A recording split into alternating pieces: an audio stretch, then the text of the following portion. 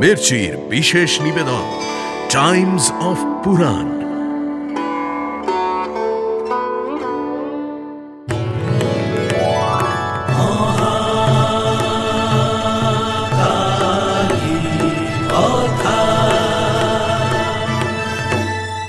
আমরা মধু আর কৈটব, এই দুই দৈত্য শক্তিতে তোমার ওই বিষ্ণুর সমান, বুঝেছো?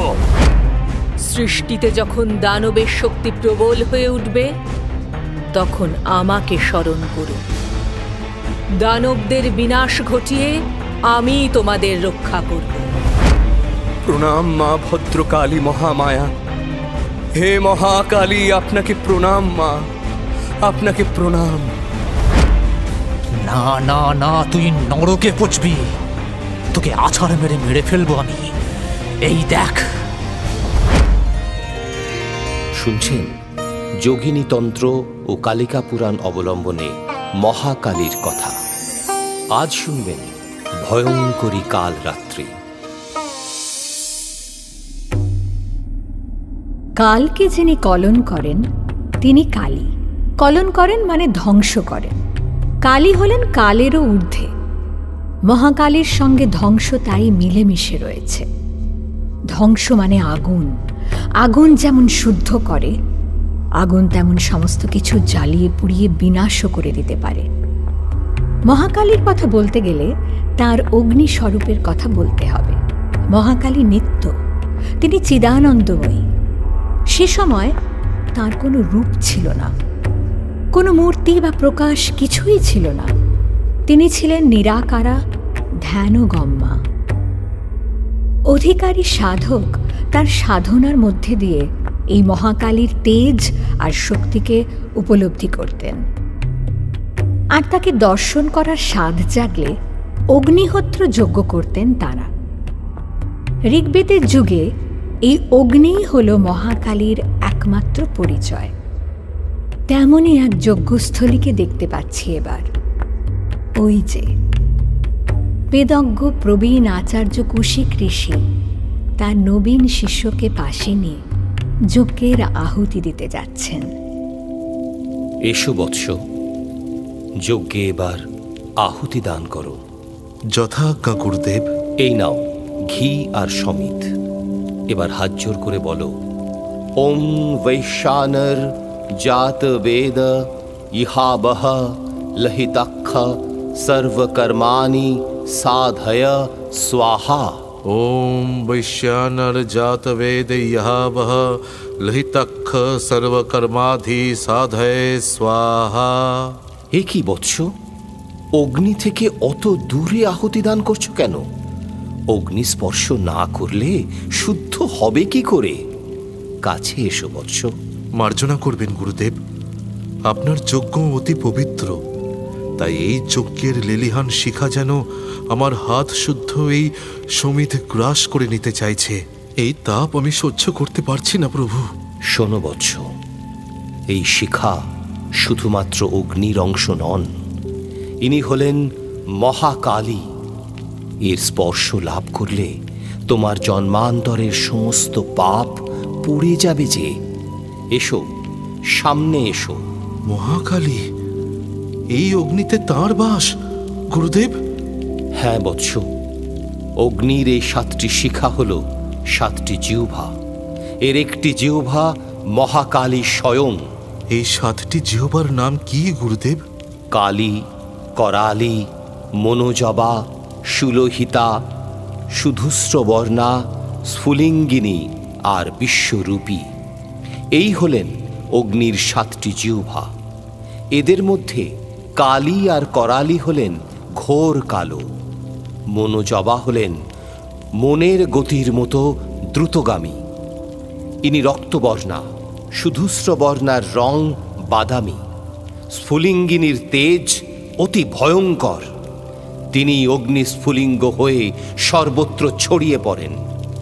আর বিশ্বরূপী শান্ত কিন্তু দীপ্তিমান। তিনি ঐশ্বর্যশালিনী। এই 7টি জিহ্বা দিয়ে আহুতি গ্রহণ করেন অগ্নি। অগ্নিরূপিণী মহাকালীকে বারংবার প্রণাম করি। প্রসীদ মাতা, হে মাতা প্রসন্ন হন, নিত্যং মে বরদা ভব। হে মাতো, সর্বদা আমাকে বর ও আশীর্বাদ দান করুন। জয় মা মহাকালীর জয়। জয় মা মহাকালীর জয়। সেই নির্গুণা অপ্রকাশিতা নিরাকারা মহাকালীকে স্মরণ করে এবার আহুতি অর্পণ করলেন সেই নবীন শিষ্য। নির্গুণা কাল কামিনীকে প্রণাম করে এবার শ্রদ্ধাভরে আচার্যকে তিনি জিজ্ঞেস করলেন, হে গুরুদেব, এই অগ্নিরূপ ছাড়া মহাকালীকে আর কোন রূপে ভাবব? আর কোথায় তিনি প্রকাশিতা? সৃষ্টি চরাচরে যখন অন্ধকার ঘনিয়ে আসে, আলোর একটা রেখাও যখন দেখা যায় না, সেই ঘোর অমানিসার দিকে চেয়ে দেখেছ বৎস? সেদিকে একাগ্রচিত্তে স্থির মনে তাকালে তুমি মহাকালীকে দেখতে পাবে। ওই রাতের চরাচরে মহাকালীকে কোথায় দর্শন করব গুরুদেব? আলাদা করে আর কোথায় দর্শন করবে বৎস? ওই ঘনঘোর অমানিসাই তো মহাকালী স্বয়ং। মহর্ষি মার্কণ্ডেয় তাকেই রাত্রিরূপা নামে স্তুতি করেছেন। करालो बदना घोरा मुक्त केशी चतुर्भुजम। তিনি কেমন গুরুদেব? দয়া করে আমাকে বলুন, তাকে কি রূপে অনুভব করব? শোনো বৎস, তার শরীর হলো ওমকার, তার বিস্তারের কোনো শেষ নেই। চতুর্দিকে ছড়িয়ে আছেন তিনি, সর্বব্যাপিনী। তিনি স্বয়ং নিশ্ছিদ্র অন্ধকার হয়ে জগতের সকল বস্তুকে প্রকাশ করে চলেছেন। জীব জগৎ, পশু পাখি এবং সকল প্রাণীকে ঘুমের রাজ্যে তিনি নিয়ে যান। তার প্রভাবে জগতের সমস্ত কর্ম থেমে গিয়ে বিশ্রাম নেমে আসে বৎস। রাত্রি যদি মহাকালী হন, তাহলে উষাকালকে কি বলে ভাববো আচার্যদেব? রাত্রি যিনি, উষাকালও সেই তিনি। অন্ধকার রাত্রি আর আলোকময়ী উষা দেবী, এই দুটি রূপেই মহাকালী নিত্য বিরাজ করছেন বৎস। ক্ষমা করবেন গুরুদেব, যদি অভয় দেন তো আমার মনের একটি সংশয় আপনার কাছে প্রকাশ করি। নিশ্চয়ই বৎস, কি জানতে চাও তুমি বলো। যিনি স্বয়ং মোহ, অজ্ঞান, ভ্রান্তি বিনাশ করেন, তিনি এমন অন্ধকার হয়ে থাকেন কেন? এই অন্ধকার আসলে যোগাবস্থা, বিলীন অবস্থার প্রতীক। সূর্য অস্ত গেলে পাখিরা কেমন দল বেঁধে নিজেদের নিড়ে ফিরে আসে, দেখেছ বৎস? আজ্ঞে হ্যাঁ, দেখেছি গুরুদেব। তারা এবার কি করবে বলতো? নিজেদের শাবকদের নিয়ে রাত্রিবেলা শান্তিতে বিশ্রাম নেবে। সারা দিন তারা চঞ্চল হয়ে এক জায়গা থেকে অন্য জায়গায় ছুটে বেড়ায়। এই রাত্রিতে তারা ডানা গুটিয়ে নিয়ে স্থির হয়ে থাকে। এর অর্থ কি জানো বৎস? আপনি কি আপন স্বরূপে স্থিতি লাভ করার কথা বলছেন গুরুদেব? ঠিক বুঝেছ বৎস, আপন স্বরূপে স্থিতি লাভ করাকেই যোগাবস্থা বলে, অর্থাৎ যোগযুক্ত অবস্থা। সারা দিন ঠিক ওই পাখিদের মতোই কাজকর্মে চঞ্চল হয়ে থাকতে হয়। যারা সাধনা করেন তারা এই রাত্রিবেলায় নিজের মধ্যে নিজে বিশ্রাম নেন, আত্মমগ্ন থাকেন। তাই অন্ধকার মানেই অজ্ঞানতা নয়। বুঝেছ বৎস? বুঝেছি প্রভু। অন্ধকার মানে হলো নিরাকারা, অবয়বহীন। এই নিরাকারা মহাকালী কোন প্রার্থনায় তুষ্ট হবেন গুরুদেব? কি বলে তাঁর আরাধনা করব? তাকে এই বলে প্রার্থনা করবে, হে দেবী ভুবনেশ্বরী, আপনি প্রসন্ন হন, আমাদের আশীর্বাদ করুন। আপনার আশীর্বাদে ওই পাখিদের মতোই আমিও যেন নিজের মধ্যে নিজে বিশ্রাম নিতে পারি, স্বস্বরূপে লীন হতে পারি। রাত্রির এত মহিমা আমি জানতাম না আচার্যদেব। পৃথিবীর মানুষ এই রাত্রিকেই ভোগের সময় বলে মনে করে। যারা ভোগ লালসা নিয়ে রাত্রির জন্য অপেক্ষা করে, তাদের কাছে রাত্রিরূপা মহাকালী ঘোর তমগুণ নিয়ে প্রকাশিত হন। তাদের ভোগ বৃদ্ধি করেন তিনি। আর যারা যোগের জন্য অপেক্ষা করে, মহাকালী তাদের মনে সাত্ত্বিক ভাবের প্রকাশ ঘটান। ভোগের ইচ্ছাও তিনি। আবার যারা ষড়রিপু থেকে মুক্তি প্রার্থনা করে, তাদের যোগাবস্থাও তিনি। মহাকালী স্বয়ং নির্গুণ, তবে সত্য, রজ আর তম এই 3 গুণের আধারও সেই তিনি। বুঝেছ বৎস? আগে হ্যাঁ গুরুদেব, আপনার আশীর্বাদে আমার সংশয় নষ্ট হয়েছে। আমি এখন শান্ত হয়েছি প্রভু। আমার আশীর্বাদে তোমার চিত্ত স্থির হয়নি বৎস। মহাকালীর প্রসাদ ছাড়া মনস্থির হওয়া সম্ভব নয়। তুমি যদি সত্যি সমস্ত অন্ধকার থেকে মুক্তি পেয়ে থাকো, তাহলে প্রার্থনা মন্ত্র উচ্চারণ করো বৎস। আমি মায়া মোহ থেকে মুক্তি পেয়ে শান্তি লাভ করেছি। এবার আদেশ করুন গুরুদেব, আমি প্রার্থনা করব। হে ব্রহ্মরূপা মহামায়া রাত্রি দেবী, আমার মনের আসরিক ভাব বিনাশ করুন মা। আপনি আমাদের সুখ এবং কল্যাণ দান করেন। সৃষ্টি সংসারের সকল শক্তির উৎস আপনি। আমি আপনার শরণ নিলাম মা। হে মহাদেবী রাত্রি, আপনার প্রভাবে সূর্যদেব আমার চোখ, বায়ুদেবতা পঞ্চপ্রাণ, বরুণদেব সকল তরল পদার্থ, সোমদেব ঘ্রাণেন্দ্রিয়, চন্দ্রদেব মন আর পৃথিবীর অধিষ্ঠাত্রী দেবতা আমার শরীর রক্ষা করুন। হে মহামায়া মহাকালী রাত্রি দেবী, আপনাকে আমরা প্রণাম করি। প্রণাম করি। কৌশিক ঋষি আর তার নবীন ব্রহ্মচারীর প্রার্থনা আমি শুনতে পাচ্ছি। সেই ব্রহ্মচারীর ব্রহ্মনিষ্ঠ প্রাণে নিরাকারা নির্গুণা মহাকালীর কল্যাণময় রাত্রিরূপে ছবি এঁকে দিলেন মহর্ষি কৌশিক। সেই রাত্রি যেন জননীর স্নেহে চরাচরকে ঘুম পাড়িয়ে রাখেন। তার অসীম কোলে অনন্ত ব্রহ্মাণ্ড নিশ্চিন্তে বিশ্রাম নেয়। আবার তার কথা ভাবতে ভাবতে মহাযোগী ভক্তরা যোগস্থ হয়ে থাকেন।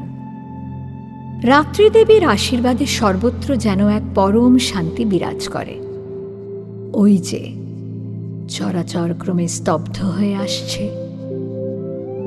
সূর্য অস্ত গেছেন বহুক্ষণ। শিষ্যকে নিয়ে মহর্ষি কৌশিক এবার ধ্যানে বসলেন। শান্তিরূপিণী রাত্রিদেবীকে আবাহন করার এই তো প্রকৃষ্ট সময়। অম্ভ্রেন ঋষির কন্যা বাক আমি। আমার ক্ষয়, বৃদ্ধি, জন্ম, মৃত্যু কিছুই নেই। আত্মগত অবস্থায় আমি সব দেখতে থাকি। অনন্ত দ্রষ্টার মতো সর্বক্ষণ শুধু দেখে যাই। কোনো যুগের কোনো ঘটনাই আমার চোখ থেকে বাদ পড়ে না। আজ মহর্ষি কৌশিকের কণ্ঠে কল্যাণময়ী রাত্রিদেবীর আরাধনায় রাত্রি সুক্ত শুনলাম। আবার এই মহারাত্রিরই আরেক ভয়ঙ্কর রূপ আমার মানসপটে ভেসে উঠল। সে রাত্রির নাম কাল রাত্রি। রক্তপানে তুষ্টা তিনি। যেখানে ধ্বংস, শবদেহ, রক্তধারা, সেখানে মহা উল্লাসে নাচতে থাকেন তিনি। মহাঘোড়ার সেই নৃত্য নিজ চোখে দেখেছিলেন অশ্বত্থামা। কৌশিক ঋষির বহু যুগ পরে এবার দেখা দিলেন কাল রাত্রি। তার কথাই বলবো কুরুক্ষেত্র যুদ্ধের কথা। তবে সেই ভয়ঙ্কর রাত্রির আগে একবার শ্রীনারায়ণের কাছে যাই। যুদ্ধ শুরুর আগে তাঁর সখা অর্জুনকে এই মহাকালীর কথাই স্মরণ করিয়ে দিচ্ছেন শ্রীকৃষ্ণ। পৃথিবীর সমস্ত বীরই আজ ধর্মক্ষেত্র কুরুক্ষেত্রে যুদ্ধ করতে এসেছেন। এমন বিরাট যুদ্ধ সৃষ্টিতে আর কখনো হয়নি অর্জুন। এই মহাবীরগণের বিরুদ্ধে জয়লাভের উপায় জানো সখা? তোমার আশীর্বাদ থাকলে যে কোনো যুদ্ধে আমি জয়লাভ করতে পারি মাধব।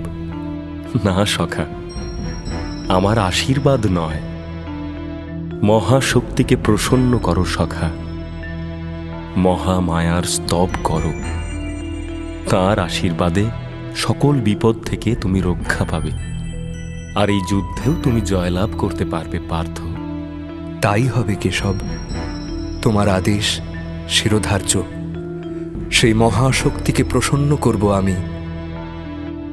শিরস্ত্রাণ খুলে রাখলেন রথে, হাতের অস্ত্র রেখে দিলেন। মাটিতে নেমে এলেন অর্জুন।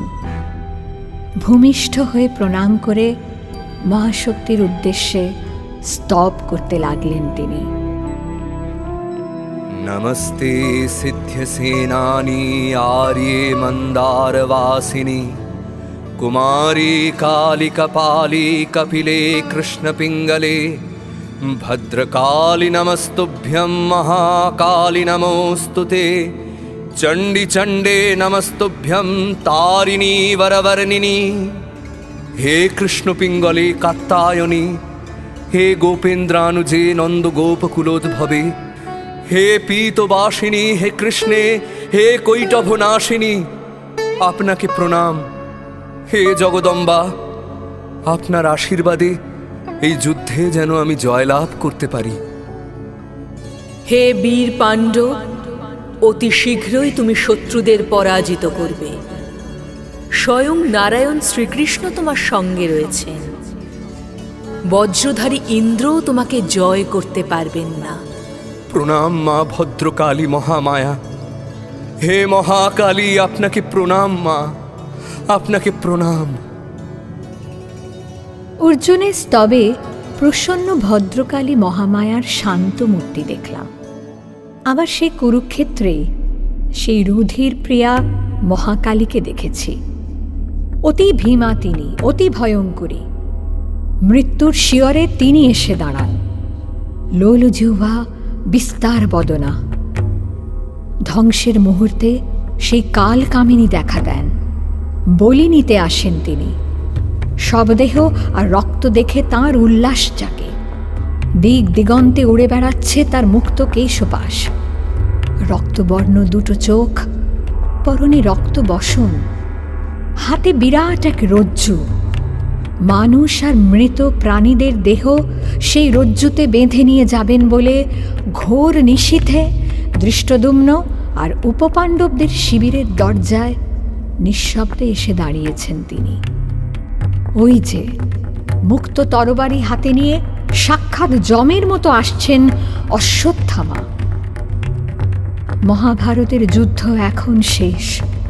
পাণ্ডবরা জয়লাভ করেছেন, কিন্তু মৃত্যু পথযাত্রী দুর্যোধনকে অশ্বত্থামা কথা দিয়েছেন যে করেই হোক পঞ্চপাণ্ডবকে তিনি বধ করবেন।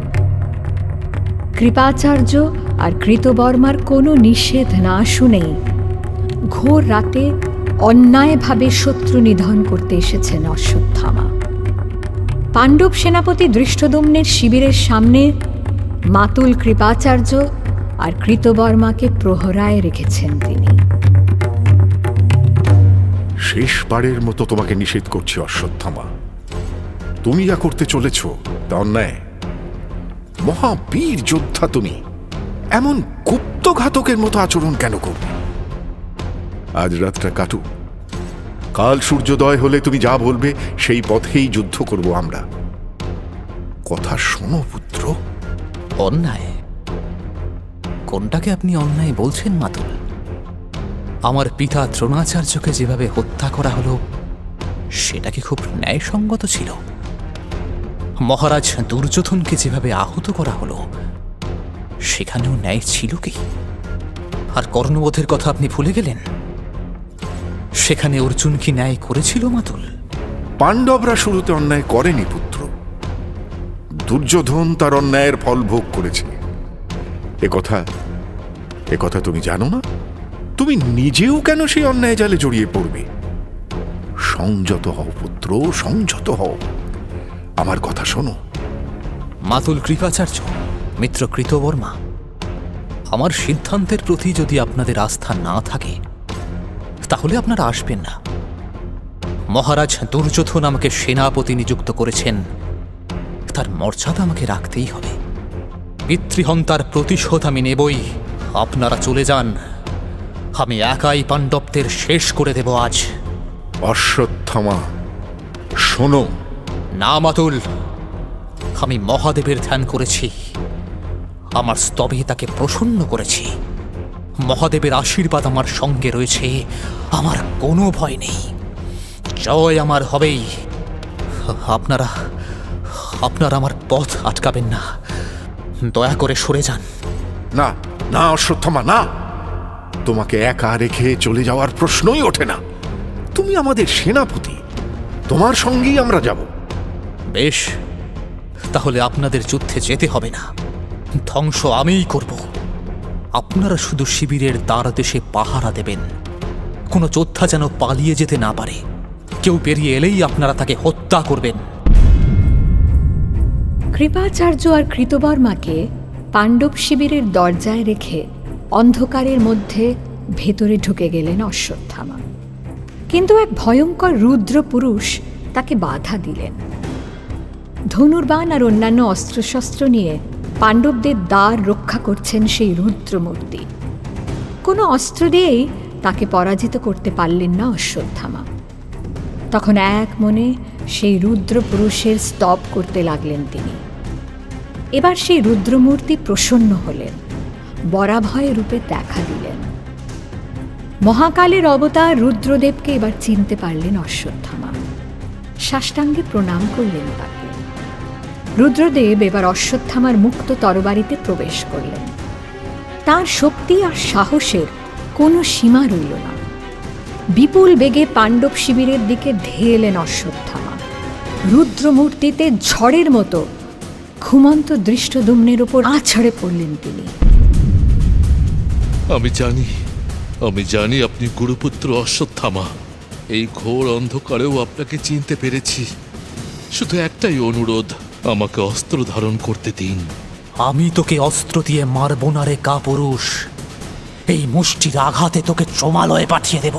মরতে আমার কোনো ভয় নেই অশ্বত্থামা, আমাকে অস্ত্র দিয়ে মারুন। তোকে স্বর্গে যাওয়ার কোনো সুযোগই আমি দেব না। বীর ক্ষত্রিয়দের মতো তুই ইন্দ্রলোকে যাবি ভেবেছিস? না না না, তুই নরকে পচবি। তোকে আছাড় মেরে মেরে ফেলবো আমি। এই দেখ।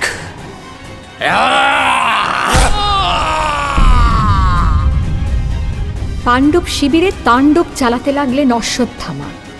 যারা সেখানে রয়ে গেল, অশ্বত্থামার খোলা তরবারির কোপে তাদের মুন্ডু কাটা পড়ল।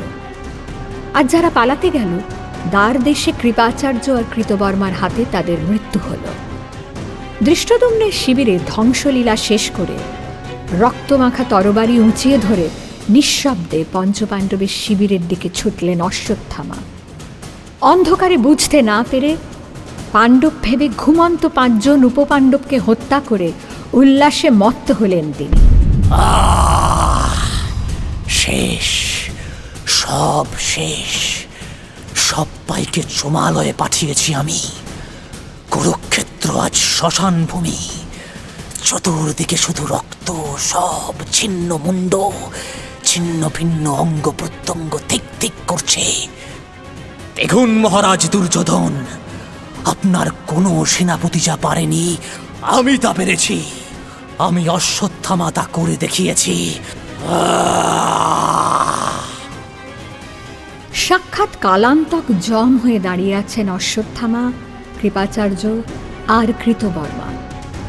অশ্বত্থামার হাতে রক্তমাখা তরবারি, সারা দেহে রক্ত লেগে আছে, যেন রক্তে স্নান করে উঠলেন তিনি। কৃপাচার্য আর কৃতবর্মার হাতে উদ্যত ধনুক। প্রলয়ের দূতরূপী অশ্বত্থামা আপন কীর্তিতে মত্ত হয়ে রক্তধারার মাঝখানে নৃত্য শুরু করলেন। এই সব দেহ রক্ত আর কাঁচা মাংসের গন্ধে শিবাদল এসে উপস্থিত হয়েছে। মহানন্দে নিজেদের খাদ্য খুঁজে বেড়াচ্ছে তারা। এসেছেন রক্তপিয়াসী দেবী কালিকাও। বলিদান গ্রহণ করতে এসেছেন তিনি।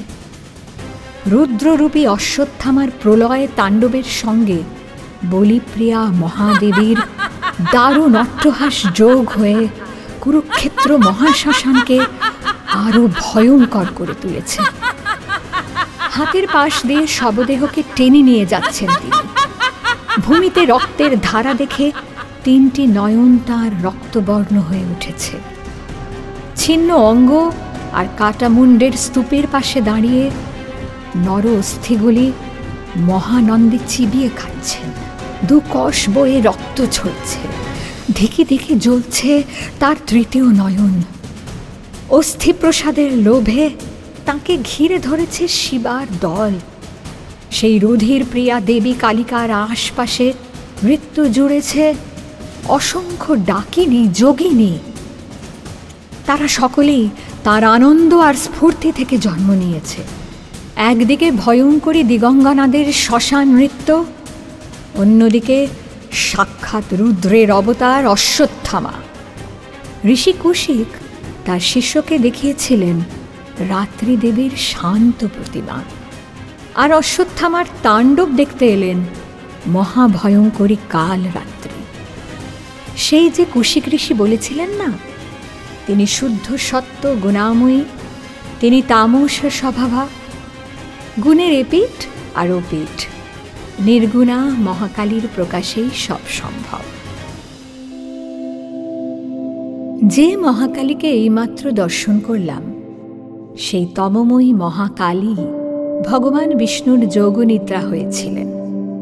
তার প্রভাবে ভগবান অনন্তকাল নিদ্রামগ্ন ছিলেন। তাকে জাগিয়ে তুলতে না পারলে ব্রহ্মার সংকট ঘনিয়ে আসত। ব্রহ্মার সেই কাতর মুখচ্ছবি এবার মনুষ্যচক্ষে দেখতে পাচ্ছি। স্বর্গ মর্ত পাতালে কেউ এখন তোমাকে বাঁচাতে আসবে না ব্রহ্মা। আমাদের হাতেই তোমার মৃত্যু হবে। আমরা মধু আর কৈটব, এই 2 দৈত্য শক্তিতে তোমার ওই বিষ্ণুর সমান, বুঝেছ?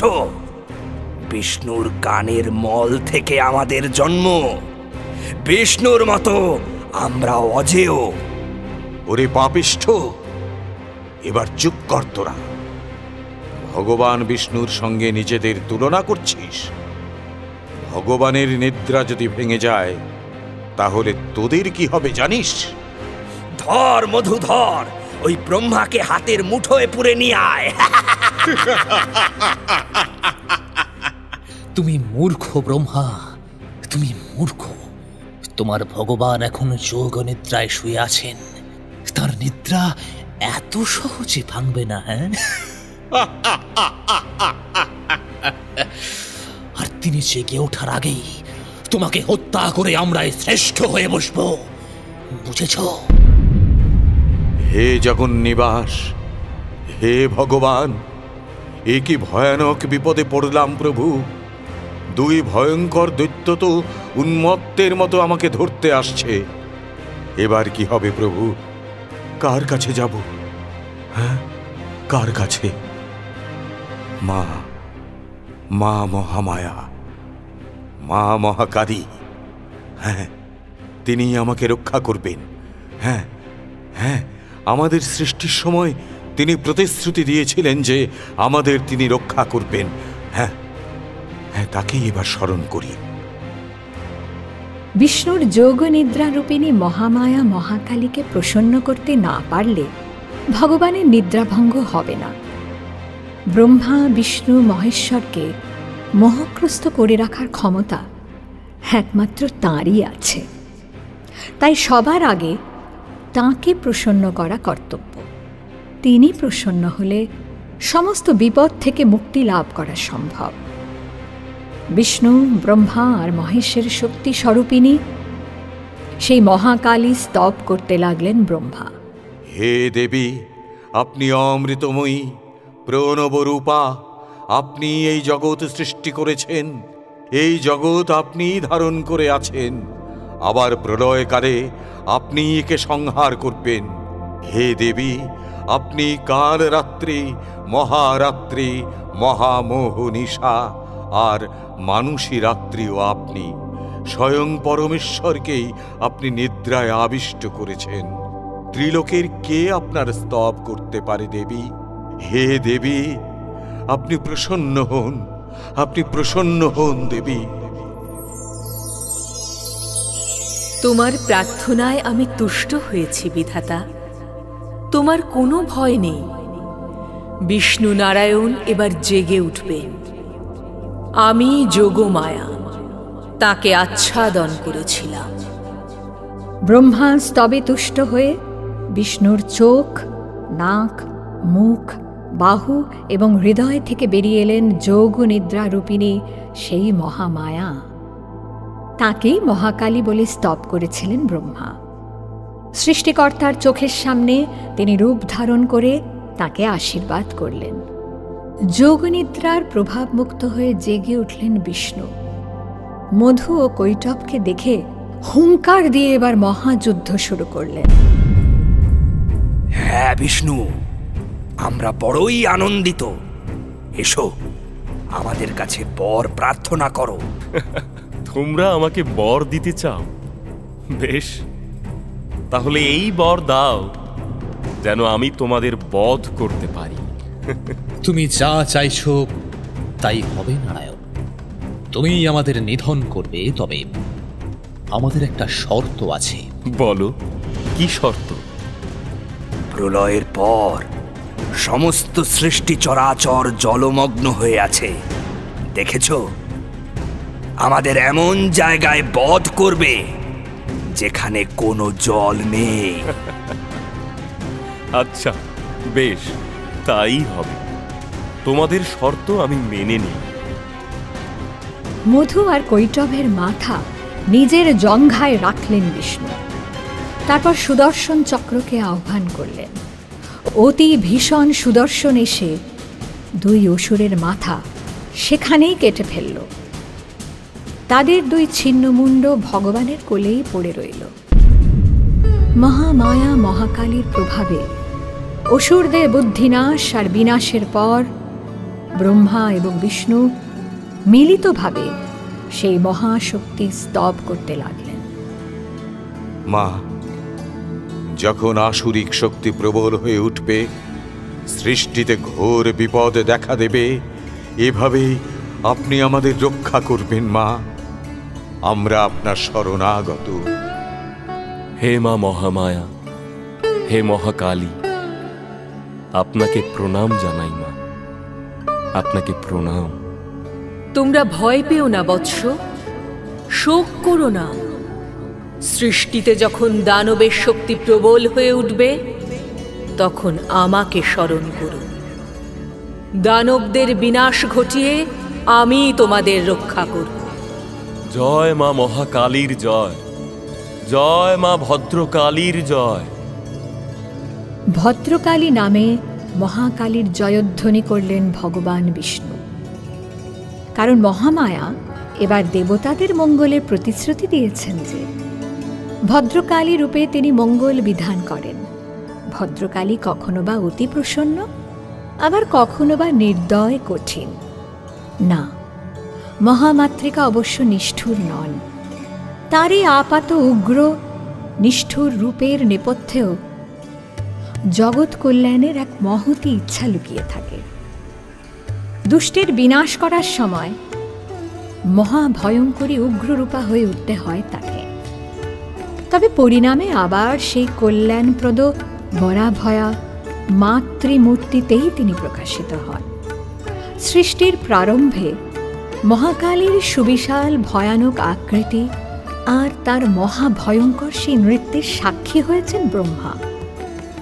সেই সময়ের ভীতি আর উৎকণ্ঠার কথা তিনি ভোলেননি।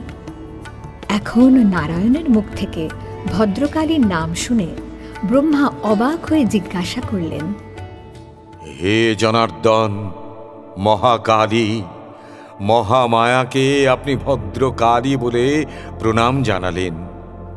ভদ্রকালী কে প্রভু? তাকে তো কখনো দর্শন করিনি। তিনি কি কঠিন কঠোর, নাকি স্নেহকোমল মাতৃমূর্তি? কেমন তিনি? মহাকালী যে কেমন তা আমি বা কি করে বলি ব্রহ্মদেব। স্বয়ং নিরাকারা নির্গুণা পরমেশ্বরী তিনি। তাঁর থেকেই 3 গুণের জন্ম, 3 গুণের আধারও সেই তিনি। যখন যেমন প্রয়োজন তখন সেই গুণ নিয়েই তিনি প্রকাশিত হন। তাঁর ইতি করবে কে? প্রভু, আপনি সর্বজ্ঞ। আপনার কাছে এই ভদ্রকালীর কথা শুনতে ইচ্ছা করি। মায়ের এই রূপটির কথা আমাকে বলুন, হে জগন্নিবাস। কোথাও ভদ্রকালী অতি মনোহর, অতসী ফুলের মতো তাঁর গায়ের রং। তার 16টি হাতে 16 রকম অস্ত্র ধারণ করেন তিনি। ডান দিকের হাতে শূল, চক্র, খড়গ, শঙ্খ, বাণ, শক্তি, বজ্র ও দণ্ড থাকে। আর বাম দিকের হাতে থাকে খেটক, ঢাল, ধনু, পাশ, অঙ্কুশ, ঘণ্টা, পরশু আর মূষক। সিংহবাহিনী তিনি। তার মাথায় জটা, সেই জটায় মহাদেবের মতো 1 কলা চাঁদ শোভা পাচ্ছে। মায়ের সে এক অপূর্ব রূপ। আহা, মায়ের এই রূপের বর্ণনা শুনেই তাকে দর্শন করবার ইচ্ছে আমার প্রবল হচ্ছে। ভগবান, এই রূপের প্রকাশ কখন ঘটেছিল? মহামায়া কি তখন দেবলোক সৃষ্টি করেননি? ব্রহ্মদেব, সৃষ্টিতে 3 বার মহামায়া 3 রকম রূপ নিয়ে মহিষাসুরকে বিনাশ করেছিলেন। কল্পান্তে সব আবার নতুন করে সৃষ্টি হয়। তাই বোধহয় আপনার মনে পড়ছে না। 3টি সৃষ্টিতে অষ্টাদশভুজা উগ্রচণ্ডা, 16 ভুজা ভদ্রকালী এবং 10 ভুজা দুর্গা রূপে এই আদ্যা শক্তি জগন্মাতা মহিষাসুরকে বিনাশ করেছিলেন। মায়ের এই রূপের নাম ভদ্রকালী কেন প্রভু? জীবের অন্তিমে তিনি কল্যাণ করেন, তাই তিনি ভদ্রকালী। এই রূপে ভক্তদের মনোবাঞ্ছা পূর্ণ করেন তিনি। তবে এই রূপে জগন্মাতা কিন্তু অহংকারও বিনাশ করেন। তখন তার রূপ মহাভয়ানক। হীনাঙ্গী, কটুরস্থ চোখ, আলুলায়িত কেশ ও সর্বদা ক্ষুধায় কাতর সেই মূর্তি, যা দেখে পৃথিবী ভয়ে দিশেহারা হয়ে যায়। আলুলায়িত ভঙ্গিতে জিভ দিয়ে সব দেহ লেহন করেন তিনি। এখানে তাহলে মায়ের কল্যাণময়ী রূপ কোথায় প্রভু? মোহ, মায়া আর অহংকারের দেহকেই সব বলা হয় ব্রহ্মদেব। সেই দেহের বিনাশ করেন তিনি। সে দেহের নাশ হলে জীব পারমার্থিক মুক্তি লাভ করে ব্রহ্মদেব। তাই তো তিনি মঙ্গলময়ী। এই ভয়ঙ্করা ভদ্রকালী তো প্রজাপতি দক্ষের অভিমান চূর্ণ করেছিলেন। সে কথা মনে পড়ে ব্রহ্মদেব? সেই ভয়ঙ্কর মুহূর্তটা এখনো আমার হৃদয়ে তোলপাড় করে তোলে ভগবান।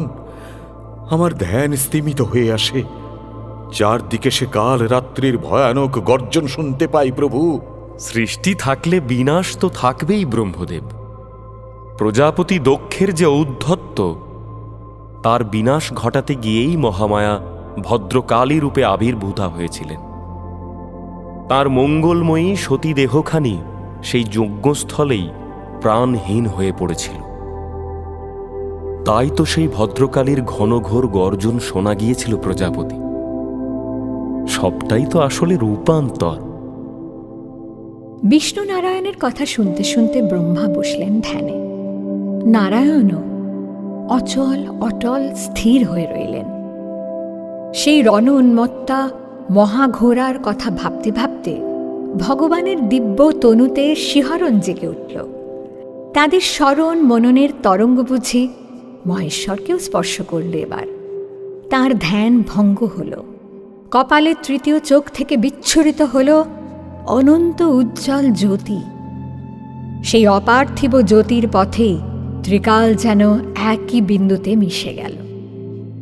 মহেশ্বরের সেই জ্যোতি এবার দক্ষস্থলের আগুন হয়ে জ্বলে উঠল আমার মনশ্চক্ষে।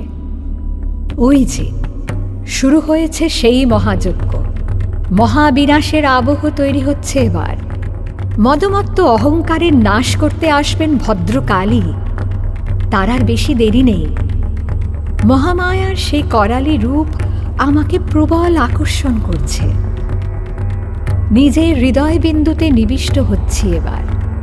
মর্মের গভীর থেকে তুলে নিয়ে আসব সেই কাহিনী। ভদ্রকাল্যই নমং নিত্যং, ভদ্রকাল্যই নমং নিত্যং।